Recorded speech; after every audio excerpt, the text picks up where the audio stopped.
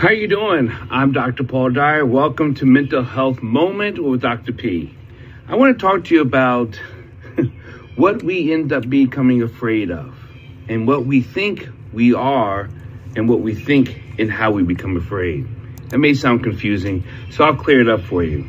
See this wide open space? It looks like there's no one around me, but I feel like someone's watching me. Is someone targeting me? Is someone not liking me? This seems very silly to some people, but it's very real to so many people. We call it the distinctive gaze. It happens. And actually, there's actually what you call brain detection can actually symbolize and understand when someone's looking at you who has like a constant gaze on you. This is not something imaginary. Actually, something this is taught to us in different types of programming when we are studying to become certain things. And I'm not going to get into that. That's a whole different lifetime ago. But understanding if someone's watching you, recognizing and not just feeling it, but recognizing and knowing the direction of where it's actually coming from. This is part of a neural-connected work that happens in the brain. You don't always have to see someone looking at you. You can actually feel it, and that's part of what you call how the brain and the body works. Now, here's the thing. This has a lot to do with about 10 different neural connections in the brain, but most of the time it has a lot to do with the visual cortex. Now, the visual cortex is right back here, and right back here is also the amygdala. And the reason why it goes back there and is part of that that freeze, flight, fight part of the brain, that survival mechanism, because it helps us. Remember, we are hardwired to protect ourselves in certain environments. This is why when people feel like something, that they're afraid of something, someone is looking at them, something is happening to them, these are things that are continue to be reinforced by an emotional process.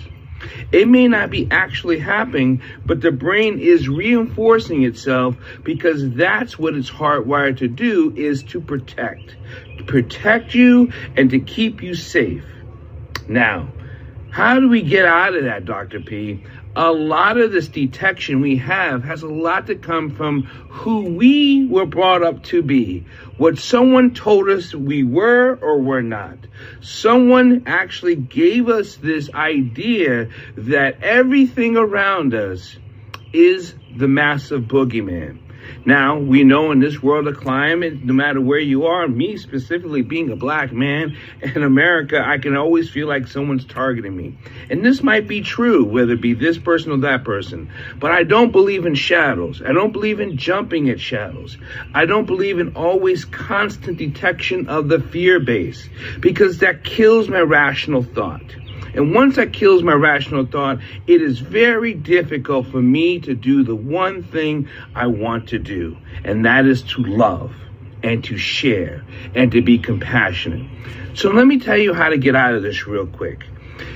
Be okay with survival instincts, with that gaze. Is someone targeting me? Is someone watching me? Is someone talking bad about me?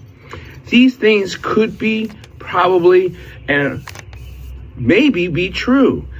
But here's the thing. It's probably stopping you from living your life. And I can hear the voices now. Dr. P, no one stops me from living my life, and I can care less of what people think and what they see about me. But we're not talking about what they think and what they see about you. It's really about you and your service. Because if you come up with a question, here's the thing. The brain does not come up with a question unless you have already had a perception of thought.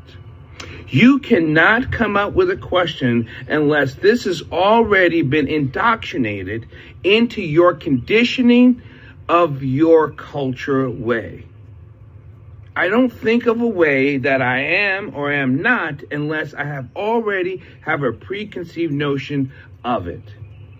Now, I'll try to explain this.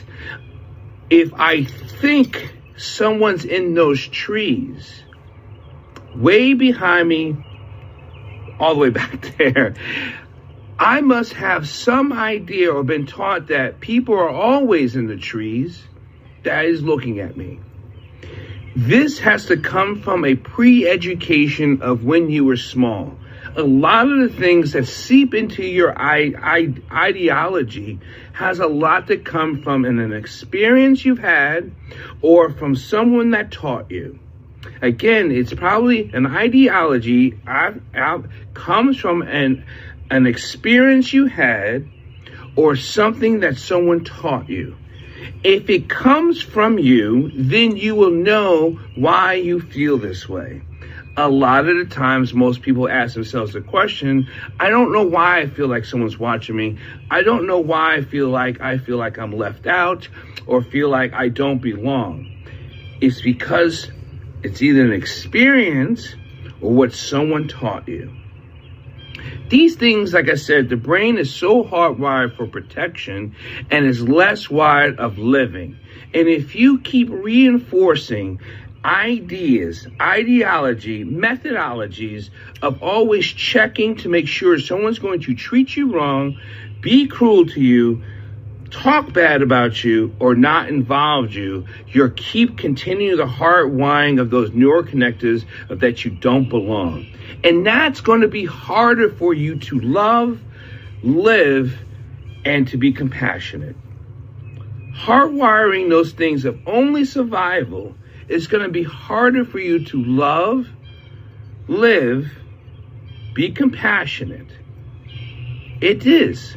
So, decrease some of those sensitivity skills, understand and recognize if you're thinking that way, find out and investigate where this is coming from. Because again, most of this comes from an experience or something that someone taught you. If you did not develop this from yourself, then it's coming from an external source. It's not coming from an internal, but it is functioning internally. And chemically, it is functioning in a bad chemical way because it cuts off a lot of your thinking in what you call that living prefrontal cortex, that living rational life, that living balanced life between the two hemispheres, where you can be analytical and be creative. Remember, be careful of your emotions, and that's why I'm an emotional reaction trainer. I hope this helps you on Mental Health Moment. Be blessed, be compassionate, be loved. The only way to try to be loved is to decrease those thinking thoughts that someone is watching you, someone does not like you, and someone's trying to be mean to you. I hope this helps. I know it helps me when I think about it. So, again, I'm Dr. Paul Dyer. Welcome to Mental Health Moment.